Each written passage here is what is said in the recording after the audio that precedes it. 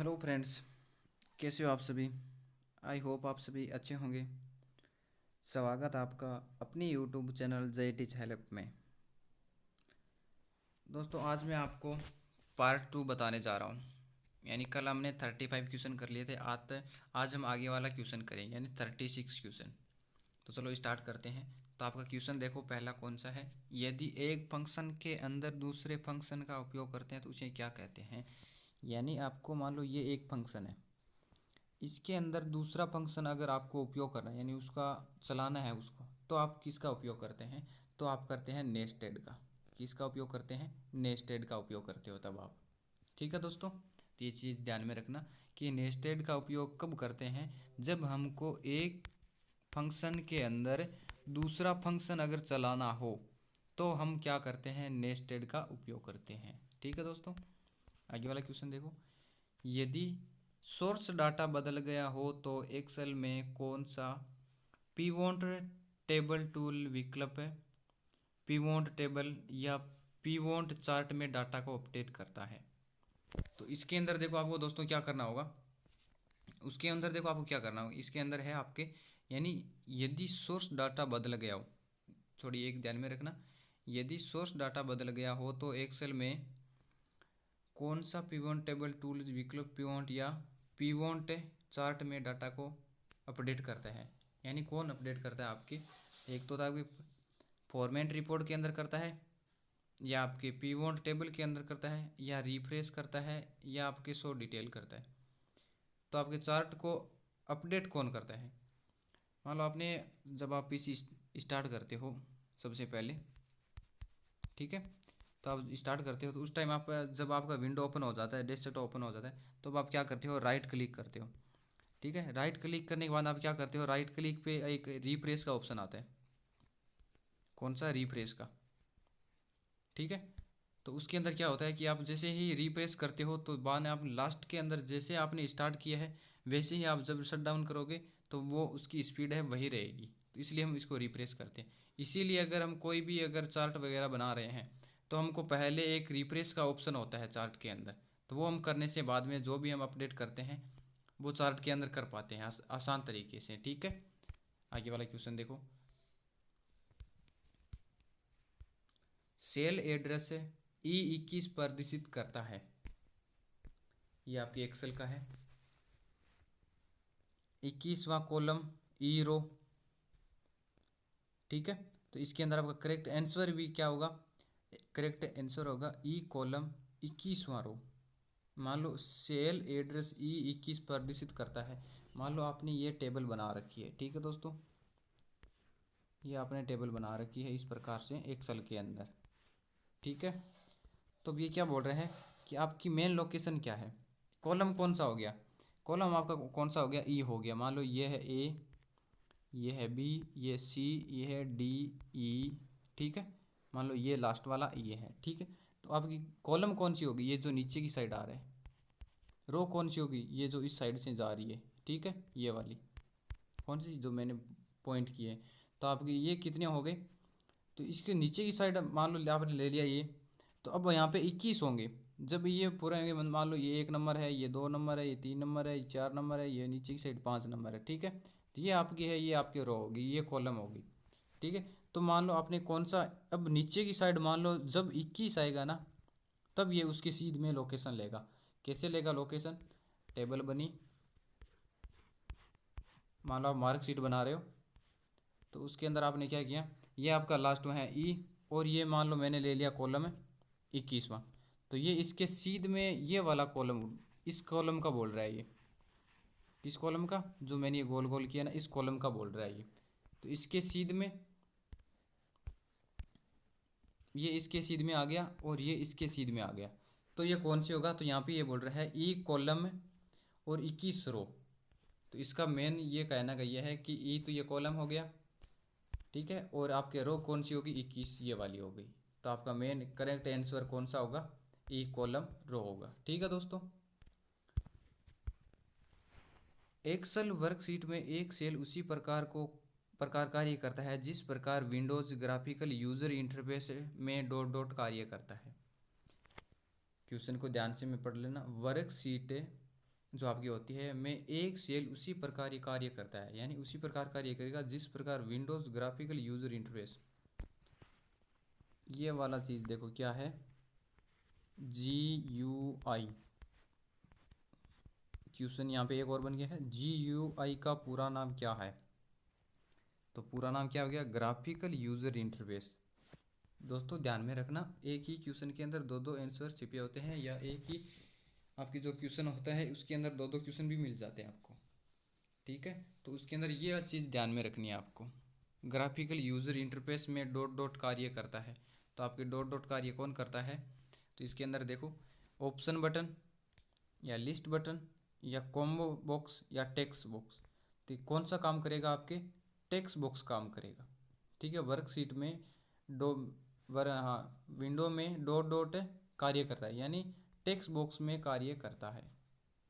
आप जो एक्सेल बनाते हो उसके अंदर वर्कशीट एक सेल होती है, ठीक है, उसकी प्रकार का कार्य करता है। जो सेल के अंदर क्या लिखते हो? टेक्स्ट ही लिखते हो आप। मान लो जो भी बना रहे हो वो आपने सेल के अंदर इंसर्ट कर दिया, तो वो क्या हो गया? आपके टेक्स्ट बॉक्स इसके अंदर लिख रहे हो, या आप इंसर्ट में जाते हो तो इंसर्ट के अंदर आपको टेक्स्ट बॉक्स मिल जाता है, ठीक है। तो इसका करेक्ट आंसर हो गया टेक्स्ट बॉक्स। पिक्चर इंसर्ट करने के लिए डॉट डॉट कमांड का उपयोग किया जाता है। अगर आपको एक्सेल के अंदर आपने जो भी मार्कशीट बनाई है उसके अंदर अगर आपको पिक्चर इंसर्ट करनी हो तो आपको क्या करना होगा?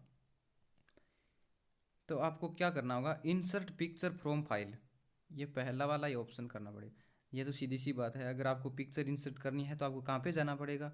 जहाँ पे आपको लिखा होगा कि इंसर्ट पिक्चर फ्रॉम फाइल, जो आपकी फाइल है, मान लो पीसी है आपका, कंप्यूटर है, उसके अंदर आपकी फाइल के अंदर कहाँ पे रखी हुई है, आपका जो पिक्चर है वो कहाँ पे रखी हुई है, तो वो आपको मेन लोकेशन देखनी पड़ेगी, ठीक है। तो इसका अंदर क्या होगा आपके, ये भी नहीं, ड्राइंग टूल्स भी नहीं होगा। क्लिप आर्ट के अंदर आपको और पिक्चर मिलेगी, जो आप लाना चाहते हो वो नहीं मिलेगी। इसके अंदर आपको सर्च करके आप ला सकते हो, स्मार्ट आर्ट के अंदर से आप नहीं ला सकते, ठीक है। तो इसका करेक्ट आंसर होगा आपकी इंसर्ट पिक्चर फ्रॉम फाइल, ठीक है। आप दैनिक आधार पर शेयर बाजार की प्रगति को चार्ट द्वारा प्रदर्शित करना चाहते हैं, इसके लिए किस प्रकार के चार्ट का उपयोग करते हैं? क्वेश्चन को ध्यान से देख लो। आप दैनिक आधार पर शेयर बाजार का बोल रहा है, किसका? शेयर बाजार की प्रकृति के चार्ट को प्रदर्शित करना चाहते हैं, किस प्रकार के चार्ट का उपयोग करेंगे आप? तो उसके अंदर करें हम लाइन चार्ट का, जो सिर्फ लाइन वाला चार्ट होता है ना, उनका उपयोग करेंगे, ठीक है। पाई चार्ट आपको किस प्रकार से मिलेगा? इस प्रकार से मिलेगा, ठीक है। मान लो ये 15% हो गया, ये 20% हो गया, ये आपके 50% हो गया, ठीक है। तो इस अलग अलग पार्टीशन होगी। लाइन वाला आपको सिर्फ लाइन वाला मिलेगा, लाइन पन चार्ट, ठीक है। कॉलम चार्ट आपको अलग प्रकार मिलेगा, रो आपको चार्ट अलग मिलेगा, ठीक है। तो आपकी इसका करेक्ट आंसर होगा लाइन चार्ट। एक्सेल 2010 में कौन सा option page setup dialog box से नहीं होता है? देखो क्वेश्चन क्या पूछा है, यानी एक्सेल 2010 में कौन सा option page setup dialog box पर नहीं होता है? जब आप पेज सेटअप करते हो तो उसके ऊपर डायलॉग बॉक्स से कहाँ पे नहीं होता है? तो वो आता है आपके प्रिंटर का चुनाव, ठीक है। प्रिंटर का चुनाव मतलब उसका आपको चुनना होता है कि आपको जो आपने पेज सेटअप किया है उसके ऊपर आप कुछ लिख सकते हो या नहीं लिख सकते हो, ठीक है। मान लो आपने ये वाला पेज है, इसको आपको प्रिंट निकालना है, तो प्रिंट निकालते वक्त आपको इसके ऊपर आप कुछ लिख सकते हो या नहीं लिख सकते, ठीक है। तो वो यहाँ पे पूछ रहा है, तो वो बॉक्स पर नहीं होता है, तो वो कहाँ पे आपको नहीं मिलता है? चुनाव, जो प्रिंटर का जो अब आप चुनाव करते हो, इसका मतलब चुनाव ये नहीं है कि अलग है, ठीक है। तो प्रिंटर का चुनना, ठीक है, या प्रिंटर का प्रिंट आउट देना आपको, तो वो क्या होगा? आपके प्रिंटर का चुनाव। प्रत्येक स्लाइड पर टाइम सेट करने के लिए कमांड का प्रयोग किया जाता है। स्लाइड है, मान लो एक स्लाइड आपने ये इसके आपने ऊपर बना दी मार्क शीट, क्या बना दी? Mark sheet. बाद में आपने उठा ली दूसरी स्लाइड उठा ली, इसके ऊपर बना दिया आपने अलग, मान लो आपने कोई दूध की डेयरी का आपने हिसाब रख दिया, ठीक है। तीसरी वाली चार्ट है, उसके ऊपर आपने एक कंपनी की पूरी डिटेल दे दी, किसकी? पूरी कंपनी की डिटेल दे दी। तो यहाँ पे स्लाइड किसको हो गया? यह 1 नंबर स्लाइड है, ये 2 नंबर, ये 3 नंबर। तो ये क्या कर रहा है? स्लाइड पर टाइम सेट करने के लिए अगर आपको किसी स्लाइड पर प्रत्येक स्लाइड अगर टाइम सेट करना है तो आपको कहाँ पे जाना पड़ता है, आपको जाना पड़ता है रिसर्च टाइमिंग के अंदर। तो आपको ये एक्सेल के अंदर मिल जाता है पहले ऑलरेडी, किसके अंदर मिलता है 2010 के अंदर, ठीक है। तो आप वहाँ पे जाते हो तो आपको ये वाला ऑप्शन वहीं पे मिल जाता है। तो आपको क्या करना होता है, वहाँ पे ये वाला जो ऑप्शन होता है इसको चुन के आपको वहाँ पे टाइमिंग सेट करनी होती है प्रत्येक स्लाइड पे, ठीक है। पावर पॉइंट में बनाई गई प्रस्तुति को स्क्रीन पर प्रदर्शित करने के लिए कमांड प्रयोग की जाती है। मान लो आपने पावर पॉइंट में अगर कुछ भी बनाया है, ठीक है, उसको आप स्क्रीन पर अगर लाना चाहते हो तो किस कमांड का उपयोग करोगे आप करोगे वहाँ पे स्लाइड व्यू का, सॉरी आप वहाँ पे स्लाइड शो का करोगे। व्यू के यानी देखना होता है, ठीक है, आप मतलब उसको देख सकते हो स्लाइड को, और शो मतलब आप उसको वहाँ पे लगा सकते हो, ला सकते हो, प्रदर्शित कर सकते हो।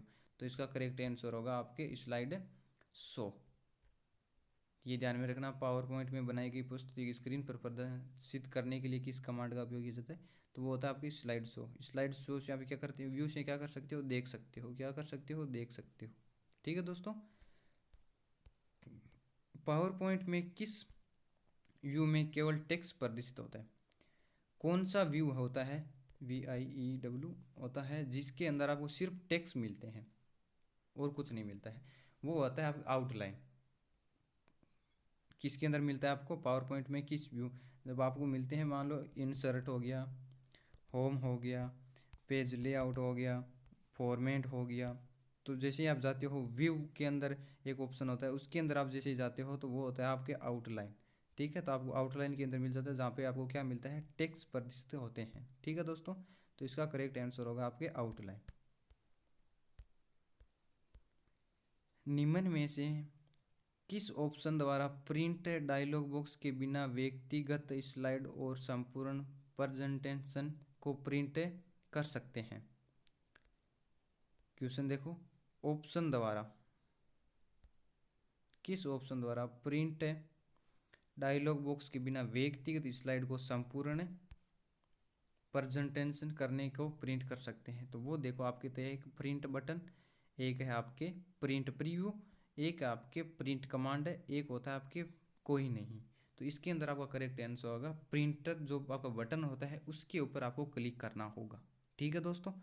प्रिंट प्रीव्यू मतलब होता है कि आपको प्रिंट निकालने से पहले आपके पेज को देखना कि आपके पेज की डिज़ाइन कैसी बनेगी, पेज का बॉर्डर कैसा आएगा, पेज का वाटर मार्क कैसा आएगा, ठीक है। तो वो आपको वहाँ पे देखना होता है प्रिंट प्रीव्यू के अंदर, ठीक है। अपने प्रिंट कमांड होती है आपके Ctrl+P CTRL, Ctrl+P कमांड होती है, ठीक है। तो यहाँ पे देखो क्वेश्चन कितने बन गए, एक तो ये आपके प्रिंट बटन हो गया, बाद में पूछ ले प्रिंट कमांड कौन सी होगी, Ctrl+P हो गई, फिर पूछ ले प्रिंट प्रीव्यू क्या होता है, तो पेज को आपकी डिज़ाइन देखना, आपके पेज का कलर दिया है वो देखना, अपने पेज के अंदर जो लिखा है वो देखना कि किस प्रकार से प्रिंट निकलेगा। तो वो आप पहले से निश्चित कर सकते हो कि कैसा निकालना आपको। तो आप प्रिंट निकालने से पहले जो देखते हो उसको उसको बोलते हैं प्रिंट प्रीव्यू। आगे वाला क्वेश्चन देखो, आप किस प्रकार एक संगठन चार्ट को ऑब्जेक्ट को एडिट कर सकते हैं।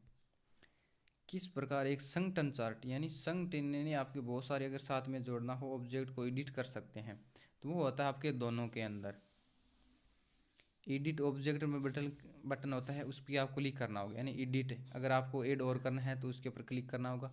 बाद में चार्ट संगठन चार्ट ऑब्जेक्ट पर डबल क्लिक करना होता है, तो आपको वहाँ पे दोनों ऑप्शन मिल जाते हैं, तो आपको वहाँ पे दोनों ऐड करने पड़ते हैं। जैसे आप एक्सेल के अंदर जाओगे, एक चार्ट का ऑप्शन होता है, नाम लिखा हुआ सामने दिख जाता है आपको, इसके अंदर जाते हो तो आपको ये दोनों वाले ऑप्शन मिल जाते हैं। एडिट जो आपकी एडिट ऑब्जेक्ट होता है उसके ऊपर क्लिक करो, बाद में संगठन चार्ट ऑब्जेक्ट होता है, अगर आपको संगठन बनाना है तो आप किसका उपयोग कर सकते हो, संगठन चार्ज जो ऑब्जेक्ट होता है उसके ऊपर डबल क्लिक कर सकते हो, ठीक है। तो इसका करेक्ट आंसर होगा ए और बी दोनों, ठीक है दोस्तों। एक नई प्रेजेंटेशन बनाने हेतु क्या नहीं कर सकते, एक नई प्रेजेंटेशन एक्सेल के अंदर आपको एक नई स्लाइड या प्रेजेंटेशन अगर आपको ओपन करना हो तो आप उसके लिए क्या कर सकते हो, तो उसके अंदर साफ साफ आपको दे रखा है कि फाइल ओपन पर क्लिक करें। आपको अगर नया कुछ वहाँ पे खोलना होता है या ओपन करना होता है तो आपने जैसे ही ये मान लो ऑफिस बटन है, इसके ऊपर आप क्लिक करते हो तो यहाँ पे नाम आता है न्यू का, ओपन का, सेव का, सेव एस का, प्रिंट का, प्रिंट, ठीक है। और बाद में होता है एग्जिट का। तो वहाँ पे आपको कौन सा मिलेगा, यानी एक नई वर्जन आपको बनाने हेतु, ठीक है, नहीं कर सकते। तो आपको क्या नहीं कर सकते, ये वाला ऑप्शन जो फाइल ओपन पर क्लिक करके, ठीक है दोस्तों। क्या कोई आपके कंप्यूटर में बिना अनुमति प्रवेश हैक कर सकता है? देखो, एकदम आसान सा क्वेश्चन पूछा है, क्या कोई आपके कंप्यूटर में बिना अनुमति के प्रवेश कर सकता है या हैक करना। हैक करना मतलब आपके कंप्यूटर के अंदर छेड़छाड़ करना और आपके कंप्यूटर से डाटा चुराना। उन्हें आप पसंद नहीं है। अपराध करने के लिए, असली दुर्भाग्यपूर्ण कार्यक्रम आदि को वितरित करने के लिए, उपरोक्त सभी। तो ये आपके क्वेश्चन उठा है यूनिट नंबर 14। किसे, यूनिट नंबर 14 से आपके क्वेश्चन उठा है। तो इसके अंदर क्या है कि आपकी, अगर आपके हैक की अनुमति है तो उसको, बिना अनुमति के अगर आपके कंप्यूटर के अंदर क्या है तो मतलब उन्हें आप पसंद नहीं है, सीधी सी बात है। तभी तो आपके कंप्यूटर के अंदर घुस रहा है वो। फ़ोन ले लो आप, मान लो अगर आप किसी को फ़ोन नहीं देना चाहते तो क्या करेगा वो, आपके साथ छेड़छाड़ करेगा आपके फ़ोन के साथ। तो उन्हें आप पसंद नहीं है, तभी तो आपके फ़ोन के साथ छेड़छाड़ करेगा। दूसरा, अपराध करने के लिए, अगर आपके साथ वो कोई भी अपने आपके फ़ोन से डिटेल लेना चाहता है तो वो आपके साथ क्या कर रहेगा, उसने अपराध किया है। या आपके साथ अश्लील या दुर्भाग्यपूर्ण कार्यों आदि को वितरित करने के लिए, मान लो आपके पास कोई वीडियो है, फ़ोटो है, वो आपको निकालने के लिए, तो इसके अंदर आपका होगा उपरोक्त सभी। ठीक है दोस्तों, तो ये आपको ध्यान में रखना। आप क्वेश्चन को सही तरीके से पढ़ लेना, आंसर आपको अपना आप आ जाएगा। यदि आपको एक मेल प्राप्त होता है जिसमें आपसे आपके यूज़र नेम व पासवर्ड की मांग की जाती है, ऐसी परिस्थिति में आप क्या करेंगे? देखो, बहुत ही अच्छा क्वेश्चन पूछा है। यदि आपको एक मेल प्राप्त होता है, मान लो मैंने आपको एक क्या भेज दिया, मेल भेज दिया, जिसमें मैं आपको क्या पूछ रहा हूँ, यानी उसके अंदर मैं आपको पूछ रहा हूँ यूज़र नेम व पासवर्ड मांग रहा हूँ मैं आपसे। तो ऐसी परिस्थिति में आप क्या करेंगे? ठीक है, तो ऐसी परिस्थिति में आप क्या करोगे, तो ये मैंने देखो यहाँ पे आपको दे दिया क्वेश्चन। तो इस परिस्थिति में या इस स्थिति में हम क्या करेंगे, अपने ईमेल प्रदाता द्वारा फिशिंग स्पैम के रूप में रिपोर्ट करेंगे। ठीक है, संदेश को अपने ईमेल और पासवर्ड के साथ उत्तर देंगे, कभी नहीं देंगे हम। ठीक है, संदेश को हटाएंगे। ठीक है, हटा भी सकते हैं, नहीं भी हटा सकते हैं, इसको हमारी ऊपर डिपेंड करता है कि हम इसको डिलीट करें या नहीं करें। ठीक है, अपने ईमेल प्रदाता द्वारा फिशिंग स्पैम के रूप में, इस फिशिंग क्या होता है, यह आपकी एक साथ धोखाधड़ी करने वाली एक वेबसाइट होती है जिसको बोलते हैं फिशिंग वेबसाइट। तो इसके अंदर है आपके इनमें से कोई नहीं। तो इसका करेक्ट आंसर होगा कि इनमें से कोई नहीं है। क्या नहीं है, कोई नहीं, कि आप इस इनमें से आपको डिटेल देंगे, परिस्थिति में आप क्या करेंगे, तो इनमें से कोई नहीं है जो हम करेंगे। ठीक है दोस्तों, तो इसके अंदर आपको करेक्ट आंसर होगा अपने ईमेल प्रदाता द्वारा फिशिंग स्पैम के रूप में रिपोर्ट करेंगे। ठीक है, तो इसके अंदर आपको करेक्ट आपको आईडी देनी पड़ेगी। वहाँ पे फिशिंग है, आपको मान लो हम फिशिंग करने जा रहे हैं कहीं पे भी, मान लो आप नदी के किनारे गए, फिशिंग करने बैठ गए, तो आप मछली को क्या दोगे, मछली को क्या दोगे, मांस का टुकड़ा। क्या दोगे, मांस का टुकड़ा। और वो उसने अपने, जो आपने मछली के लिए आपने जो रस्सी फेंकी है उसके अंदर क्या है, कांटा लगा हुआ है। ठीक है, क्या है, कांटा लगा हुआ। ठीक है दोस्तों, तो आप जैसे ही वो मछली मांस का टुकड़ा खाएगी, अपने मुंह में डालेगी, ठीक है, तो वो कांटा क्या करेगा, उसके मुंह के अंदर चला जाएगा। तो उसको क्या आ गया, उस चीज़ का लालच आ गया था। किसको, मछली को किसका लालच आ गया, मांस का लालच।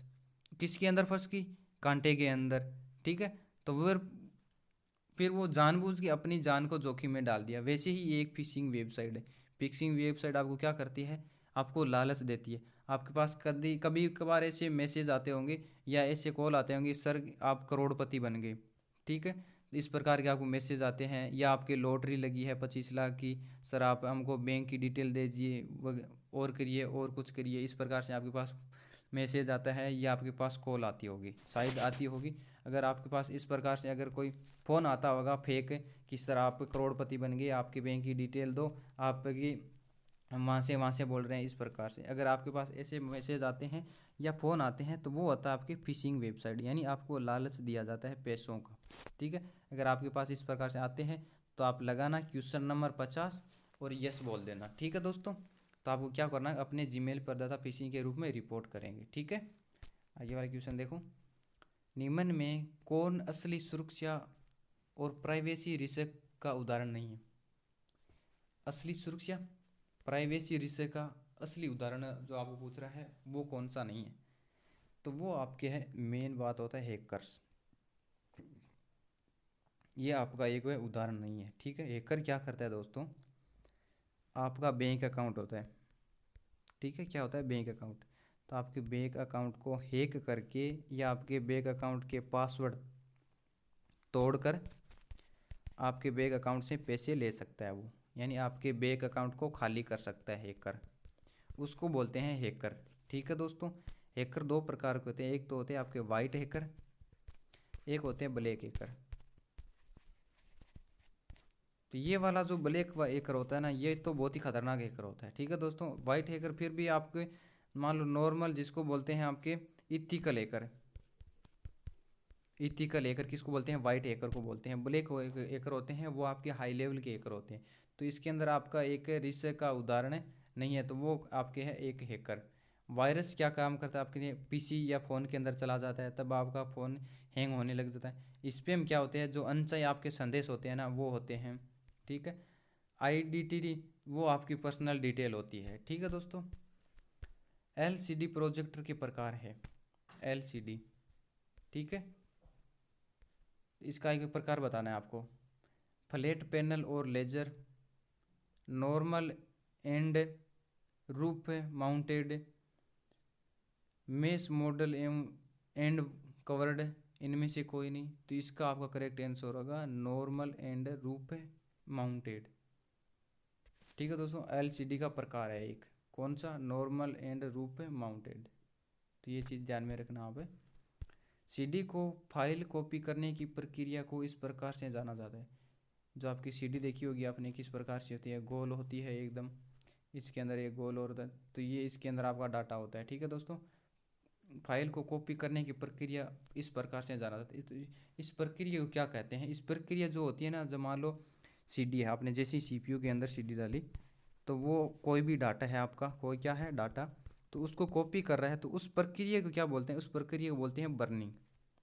ठीक है दोस्तों, उस प्रक्रिया को क्या बोलते हैं, बर्निंग बोलते हैं। ये चीज़ ध्यान में रखना कि सीडी को फाइल को कॉपी करने की प्रक्रिया को क्या कहा जाता है या क्या कहते हैं, को इस प्रकार से जाना जाता है। क्वेश्चन किस प्रकार से भी दे सकता है, तो वहाँ पे होगा बर्निंग।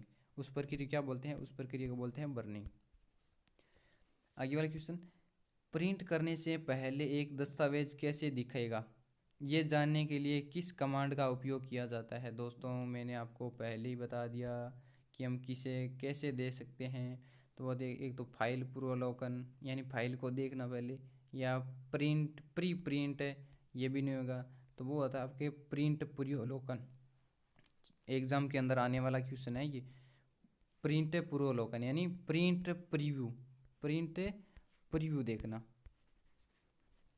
मैंने आपको पहले ही बता दिया ये। तो अगर आपको प्रिंट करने से पहले जो भी दस्तावेज है उसको अगर पहले देखना है कि किस प्रकार से प्रिंट निकलेगा, तो आपको क्या करना होगा, प्रिंट पूर्वावलोकन, ये हिंदी के अंदर बता रहा है पूर्वावलोकन, अगर अंग्रेजी के अंदर होगा तो वो होगा प्रिंट प्रीव्यू होगा। ठीक है दोस्तों, और हिंदी के अंदर होगा प्रिंट पूर्वावलोकन। ठीक है दोस्तों, तो ये चीज़ आप ध्यान में रखना। एक ध्यान में तो सभी रखने हैं, लेकिन ये आपके क्वेश्चन थोड़ा ज़्यादा इम्पोर्टेंट है। किस कमांड की सहायता से पैराग्राफ के पहले अक्षर को अन्य अक्षरों की अपेक्षा अधिक बड़ा बनाया जा सकता है?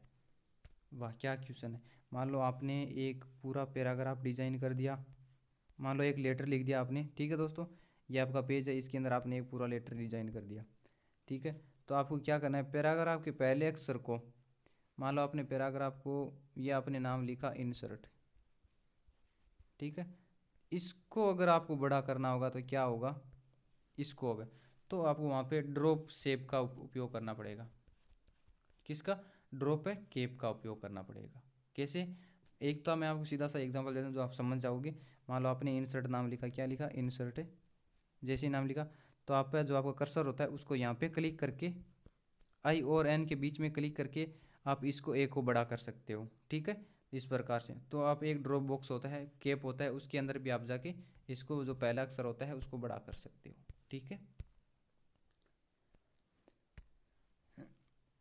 चेंजेस केस कमांड के ऑप्शन कौन से हैं? तो इसके अंदर आप sentence case, lower case, title case, यानी इसके अंदर आपको सभी मिलेंगे, L of the above. Change case command के ऑप्शन कौन कौन से हैं? तो सेंटेंस केस भी है, लोअर केस भी है, टाइटल केस भी है। तो ये चीज़ ध्यान में रखना कि चेंज केस की कमांड के ऑप्शन कौन कौन से हैं या प्रकार कौन कौन से, ऐसे पूछ ले तो आपको वहाँ पे बताना पड़ेगा कि ये तीनों हैं। आगे वाला क्वेश्चन, निम्न में से कौन सा प्रभाव टेक्स्ट को नहीं दे सकते? प्रभाव टेक्स्ट को नहीं दे सकते, वहाँ पे होता है हिडन। आपने मान लो कोई भी फाइल, फोल्डर या कोई भी टेक्स्ट अगर हाइड कर दिया तो वो उसके ऊपर कोई भी प्रभाव नहीं पड़ेगा। कैसे? आपने मान लो एक फाइल है, उसको हिडन कर दिया, ठीक है, तो किसके प्रभाव टेक्स्ट को नहीं दे सकते? तो मान लो इसको अगर आपने हिडन कर दिया फाइल को, तो इसके अंदर पड़े जो भी डाटा है तो उसको कोई भी प्रभाव नहीं होगा। ठीक है दोस्तों, सिर्फ ये फाइल गायब हो जाएगी वहाँ से डेस्कटॉप से और हिडन के अंदर चली जाती है वहाँ से। ठीक है दोस्तों, ये चीज़ एक ध्यान में रखना।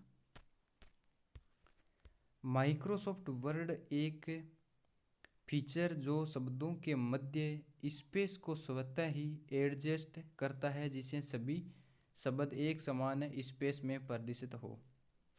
क्या पूछ रहा है? माइक्रोसॉफ्ट वर्ड का पूछ रहा है यहाँ पे। फीचर जो शब्दों के मध्य स्पेस, उसको बोलते हैं कर्निंग। ठीक है दोस्तों, एक होता है आपकी स्पेसिंग, यह होता है इसका और इसका बीच वाला जो गैप है इसको बोलते हैं स्पेस। ठीक है, स्केलिंग नहीं होगा तो इसको बोलते हैं कर्निंग। क्या बोलते हैं? फीचर जो शब्दों के मध्य स्पेस को स्वतः ही एडजस्ट करते हैं। मान लो आपने इंसर्ट नाम लिखा, INSERT, तो इनके बीच में जो ये दूरियां हैं जो अपने आप एडजस्ट करता है आपके वर्ड, उनको बोलते हैं कर्निंग। ठीक है दोस्तों, माइक्रोसॉफ्ट वर्ड 2010 के डॉक्यूमेंट में लिखे शब्दों की स्पेलिंग की जांच करने के लिए किस कमांड का उपयोग किया जाता है? किसके? यहाँ पे देखो क्वेश्चन, डॉक्यूमेंट में लिखे शब्दों की स्पेलिंग की जांच किसकी? तो आपने स्पेलिंग है उसकी जांच के लिए किस कमांड का उपयोग किया जाता है? तो वो आपके है स्पेलिंग पैराग्राफ है एंड ग्रामर। ठीक है, स्पेलिंग एंड ग्रामर है, सॉरी। ठीक है दोस्तों, तो इसके अंदर आपका जैसे आप वर्ड के अंदर मान लो लेटर डिजाइन कर रहे हो, ठीक है, तो उसके अंदर आप जैसे ही अगर नाम गलत लिखते हो तो वहाँ पे अगर नाम गलत लिखा है तो रेड के अंदर लाइन आ जाती है नीचे। ठीक है दोस्तों, अगर आपने स्पेस या फॉन्ट छोटा या बड़ा किया है तो उसके अंदर ग्रीन आ जाएगा। क्या है जी? ग्रीन लाइन आ जाएगी। तो ये आप किसके अंदर कर सकते हो? ये आप कर सकते हो स्पेलिंग एंड ग्रामर के अंदर, स्वतः ही वो ठीक कर देता है। ठीक है दोस्तों, डॉक्यूमेंट में सभी परिवर्तनों को या की निगरानी करने के लिए वर्ड 2010 कौन से फीचर का उपयोग करता है? डॉक्यूमेंट में सभी परिवर्तनों की निगरानी देखो यहाँ पे, निगरानी करने के लिए वर्ड 2000 का फीचर कौन सा है? तो आपके होता है ट्रैक चेंजर। ठीक है दोस्तों, क्या होता है? Track changes. ये ध्यान में रखना आप थोड़ी एक चीज़, डॉक्यूमेंट में परिवर्तन की निगरानी। आप मान लो कोई भी डॉक्यूमेंट है उसके अंदर कुछ परिवर्तन कर रहे हो तो वो देखो यहाँ पे नाम आ गया ना, चेंजेस, यानी चेंज कर रहे हो। क्या कर रहे हो? ट्रैक। तो आपकी जैसे ही आप उसके अंदर चेंज करते हो तो वो आपको ट्रैक करता है कि ये क्या कर रहा है। जैसे मान लो हम किसी फ़ोन को ट्रैक करते हैं, ठीक है, तो हम क्या कर रहे हैं? उस फ़ोन के ऊपर निगरानी रख रहे हैं। क्या रख रहे हैं? यानी उस लोकेशन, उसकी निगरानी रख रहे हैं कि ये फ़ोन कहाँ से वो है लोकेशन और कहाँ से नहीं है। तो वैसे ही हम ट्रैक करते हैं किसी फाइल को, ये अपने आप। ठीक है, सेल में दिया गया कमेंट कहलाता है।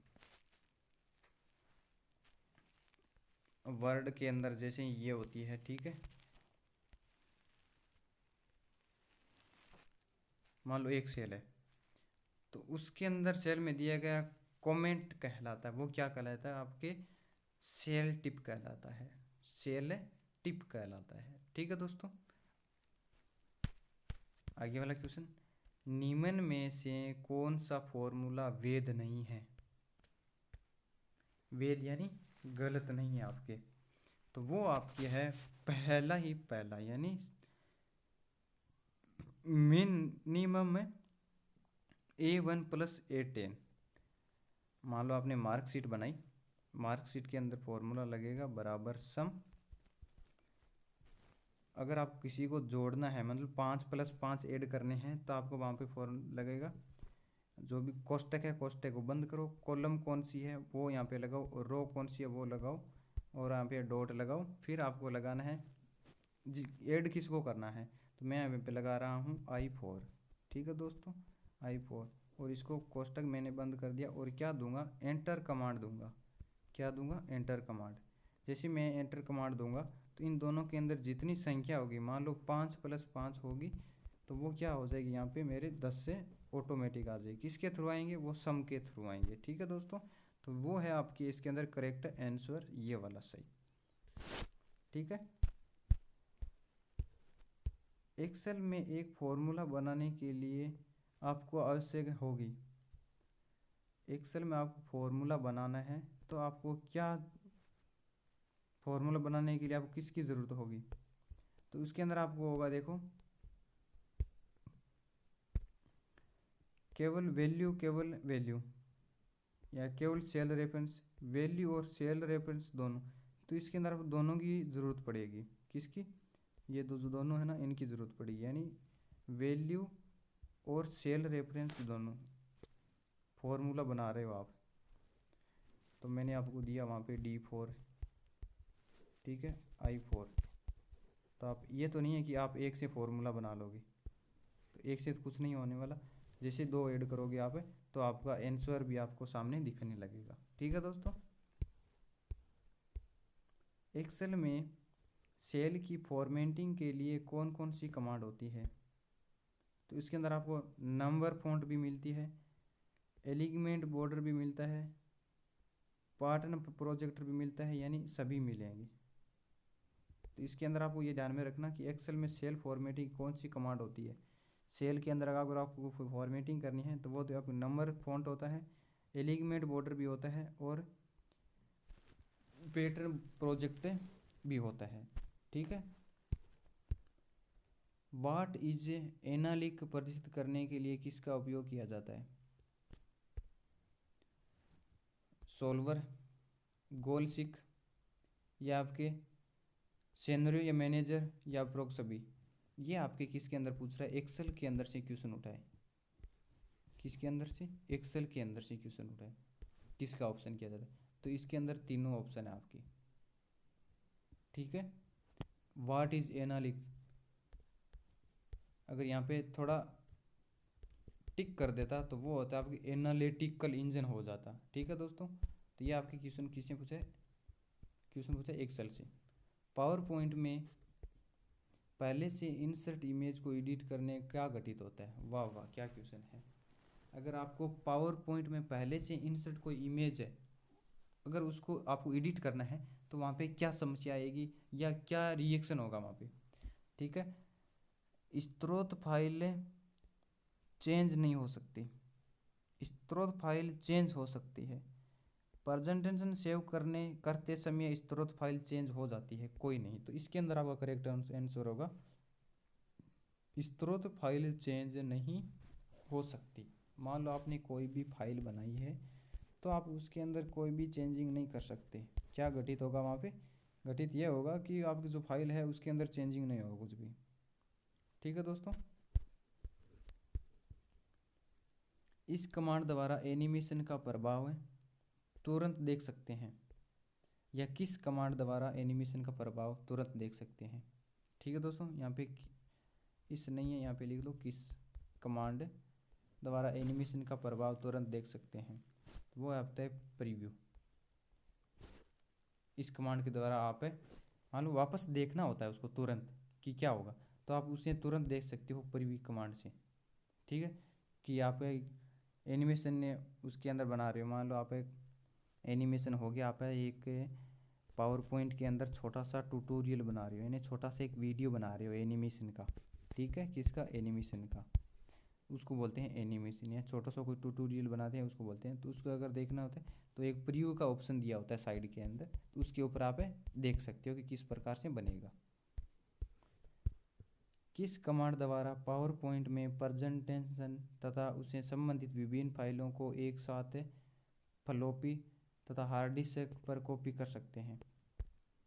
पावर पॉइंट में प्रेजेंटेशन, ठीक है, विभिन्न प्रकार के, उसको फ्लॉपी डिस्क को या हार्ड डिस्क में कॉपी कर सकते हैं। वो किसके द्वारा कॉपी कर सकते हैं, वो देखो किसके द्वारा कर सकते हैं, आपके सेंड टू के द्वारा कर सकते हैं, या पैकेज फॉर सीडी के अंदर, या कॉपी के अंदर, या कोई नहीं। तो वो आप किसके अंदर कर सकते हो, पैकेज फॉर सीडी के अंदर कर सकते हो copy.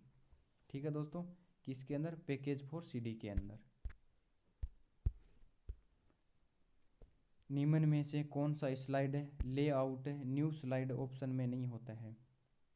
Layout new slide option में नहीं होता है। अपने लेआउट मान लो स्लाइड है, उसको अगर न्यू स्लाइड ओपन किया तो उस ऑप्शन में नहीं होता है। क्या नहीं होता है, वो होता है आपके ड्राइंग विथ कैप्टन। क्या नहीं मिलेगा आपको, ड्राइंग का ऑप्शन नहीं मिलेगा उसके अंदर। ठीक है दोस्तों,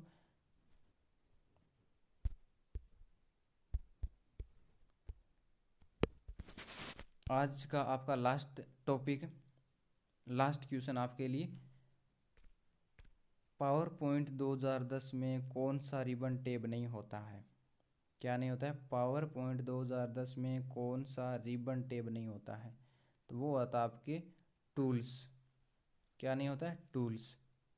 पावर पॉइंट में रिबन टैब नहीं होता है, तो रिबन एक आपकी टैब है, नहीं होता है। वो कौन सा नहीं होता है, तो वो आपके टूल्स नहीं होता है। स्लाइड शो भी होता है, एनिमेशन का भी होता है, डिजाइन का भी होता है, तो वो आपकी कौन सा नहीं होता है, टूल्स का। वो कोई टैब नहीं होता है। ठीक है दोस्तों, यानी उसका कोई ऑप्शन नहीं होता है वहाँ पे कहीं टूल्स का। ठीक है दोस्तों, तो आपका लास्ट का टॉपिक आज के लिए बस। आई होप आपको सारे क्वेश्चन अच्छे लगे होंगे। अगर अच्छे लगे हो तो प्लीज़ हमारी चैनल को लाइक करना, शेयर करना और सब्सक्राइब करना ना भूले। Thank you so much for watching video. मिलते हैं जल्द ही अगले क्वेश्चनों के साथ। यानी आज हमने किए हैं 70 क्वेश्चन किए हैं, अगले करेंगे 71। ठीक है दोस्तों, तो बस आज के लिए इतना ही। अगर आपको कुछ क्वेश्चन समझ में नहीं आया हो तो आप कमेंट बॉक्स के अंदर हमको ज़रूर बताइए। ठीक है दोस्तों, मिलते हैं अगली वीडियो के अंदर।